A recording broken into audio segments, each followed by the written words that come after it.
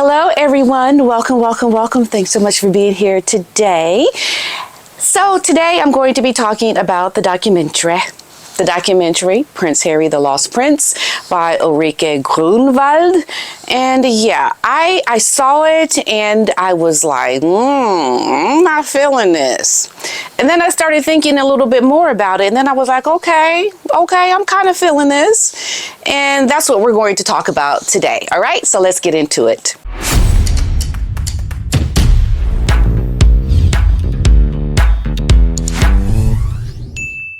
As you all know, we had this huge expectation. There was all this hype about there were going to be things that was going to embarrass Meghan.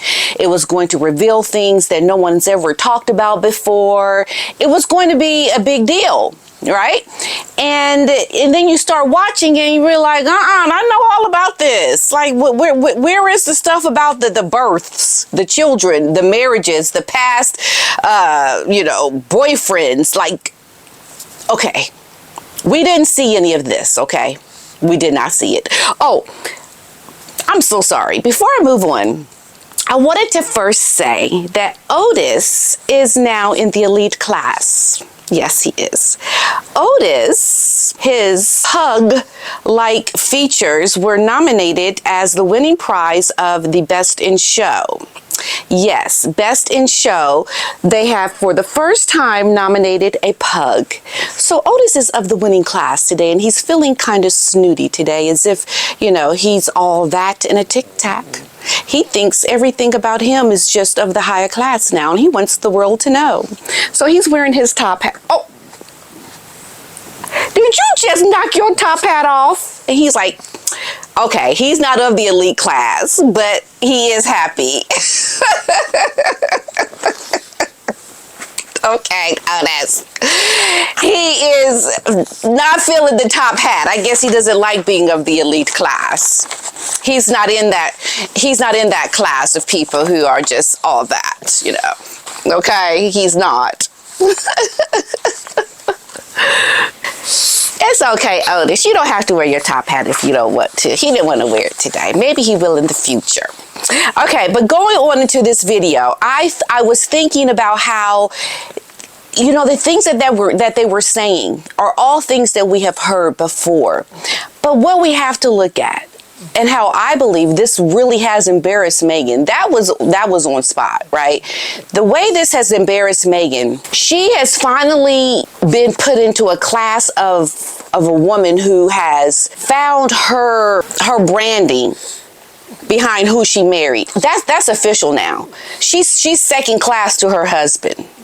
Not only that, but all the things that they were talking about show the negative side to this couple and how they've come together and what they've tried to do in terms of their branding and how it's just fallen apart. And one of the things that they mentioned about the documentary in general was, if this documentary did not get a lot of people watching it, then it's going to be an official notice that Harry and Meghan are boring. Nobody wants to watch anything about you. Nobody wants to see the good work that you're doing.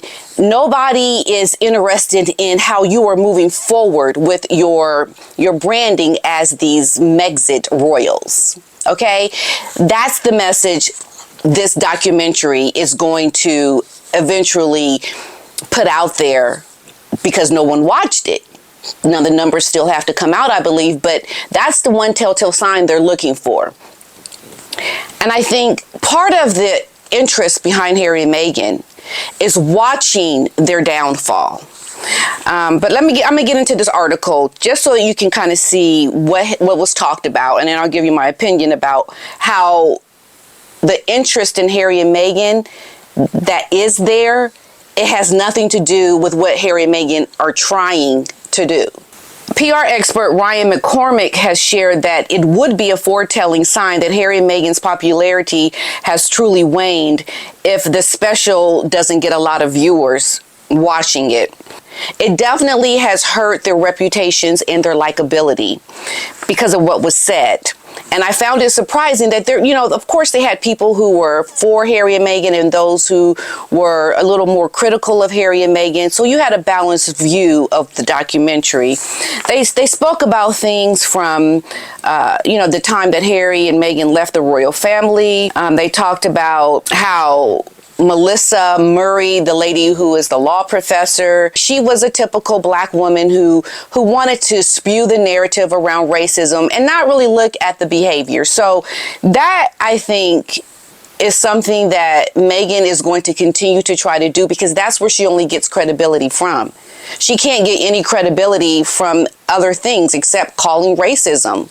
And to me, someone like Meghan and all she's done to not even be associated with Black people in general shows just how racist she is. She used this race as an opportunity to brand herself. I found it interesting that Ben McBean, who served in the military with Harry when he was in Afghanistan, talked about how it wasn't okay for the things that Harry did against his family. And that's what people are seeing. They're seeing the things that Harry and Meghan have actually done. And anybody who is speaking for Harry and Meghan as giving them an excuse, most people are not going to see that as an excuse to validate, because we can all agree it's not okay to throw your family under a bus.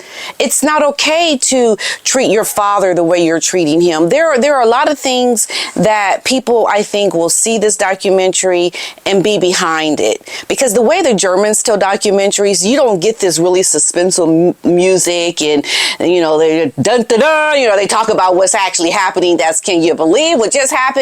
It's all this very light and fluffy and airy kind of delivery, and it gave you a very soft insight into all the things that we've heard about. There was nothing revealing about that documentary at all.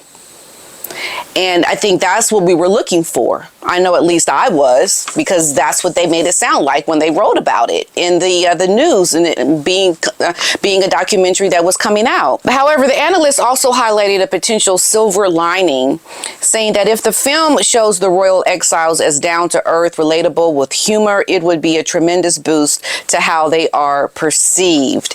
And that did not happen. So we have to give that a plus, because they showed just how pretentious Meghan is. I mean, take a look at this video right here. I mean, we all have seen this, right? They showed this in the documentary, and that is a woman who is just all about trying to get what she can from people. She's not relatable. She's not down to earth. No one is saying, well, I'm glad they left that royal family. Look what they did to them. No one is saying that when they watch this. So they definitely missed the mark on that, because that's not going to happen. The show depicted how the British royal family has changed since Queen Elizabeth, her death in 2022, and King Charles is taking the reins of the monarchy. The King and Catherine, they talked about their cancer battles, and how the continued Sussex attacks during this time has been covered, and it just shows the callous way that Harry and Meghan are towards people who are suffering from ill health. That can't look good for Harry and Meghan. So I think that was a good thing that they mentioned. The royal family has to deal with the difficult developments and regroup after Megxit since the death of the Queen, and also dealing with Catherine and the King's cancer battles. Now, what role will Harry play in the future is what they wanted to look at. And even in his self-imposed exile in Montecito, California, he remains a figure of public interest. His commitment to charitable organizations such as the Invictus Games he founded for wounded servicemen and women always puts him in the spotlight, and that is true. That is the one thing that will keep Harry on the map. And they also went in to discuss one of the most heartbreaking periods of the royal family since the abdication of King Edward VIII in 1936, and the most damaging allegations that happened from within. She also talked about the eternal one-sidedness of the Sussexes and claimed that they are against the royals. They don't do as the royals do, which is never complain, never explain. And the revelations that shocked the royal family only come from out of Prince Harry and Meghan's mouth.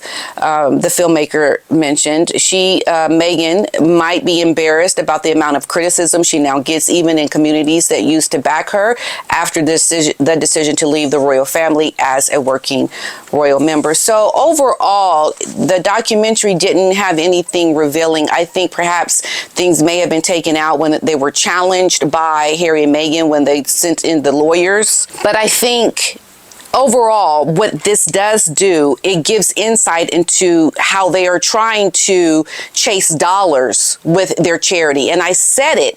I said, how can you leave the royal family looking to live an independent life and to be able to meet your own financial needs without relying on the royal family?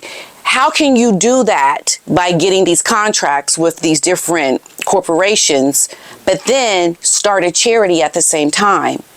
And what it looks like, they are chasing money through their charity to make it look like they are these people who are wanting to do good, but at the same time in the back door getting money to support the things that they are doing to help them build a global international brand. That is the overall message that I got from the documentary. They talked about how, they're only working 1 hour a week, and that right there shows you as well. If you're only working 1 hour a week and you come to America looking for a job and then you start a charity, why are you starting this charity? If you're not doing the time that it requires for you to do it out of passion and commitment to the work, and two, if you are struggling to find a way to make money, why in the world are you creating a charity when Harry already has the Invictus Games that he's running and doing good work with that? That is the message. That is embarrassing. It is to Meghan, because for her, she wants to look like she is, royalty 2.0 in America.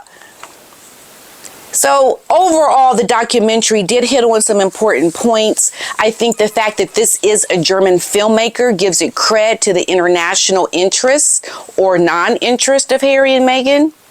And I think it's going to definitely serve as a piece of information that more people who don't follow the royals, when they see this documentary by a German filmmaker, they'll have a more accurate view of what we've been talking about on these channels, on these YouTube channels about Harry and Meghan.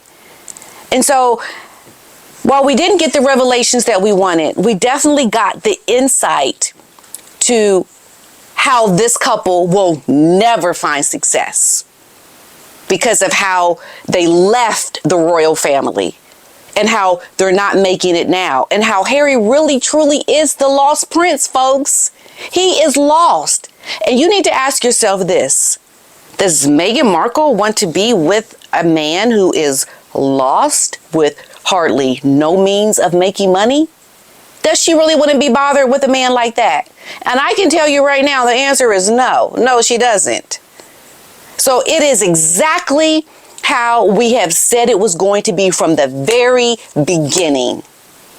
When we laid eyes on that woman coming down the aisle in that white-looking dress, we knew that she was marrying a man who is lost, who can't provide for her the way she wants to be provided for, and who has come along with Meghan on her downward spiral of making it nowhere. They are not going to make it anywhere. They'll keep trying, and more people will find documentaries and watch documentaries and look at YouTube channels on who this couple is. And that is where the interest of Meghan Markle and Prince Harry comes from. It comes from watching the train wreck. It doesn't come from any of the work that they are doing, or that they're trying to say that they show up and do good, because they don't show up and do good. And people like watching them show up and try to do good, because we're eating our popcorn watching you, looking at you like you a hot mess. You, Harry, are a hot mess. And so is your wife, because you thought you could get over on the people. You thought you could make it look like you were doing charity work, make it look like you were in it to do good things. But in this age of social media, when part of your personal brand becomes part of your business brand, when all of this is mixed in together and you're not good people, you've done bad things to try to brand yourself as good people, you're hitting and missing the mark. It's a miss. And I'm sorry. Prince Harry and Meghan Markle, keep trying to chase the checks that you are trying to get for your charity to make it look like you're doing good. Because the message really is they are not showing up and doing good. They are showing up and trying to enrich themselves. And that's all I have to say. All right. I'll see you in the next one. Bye.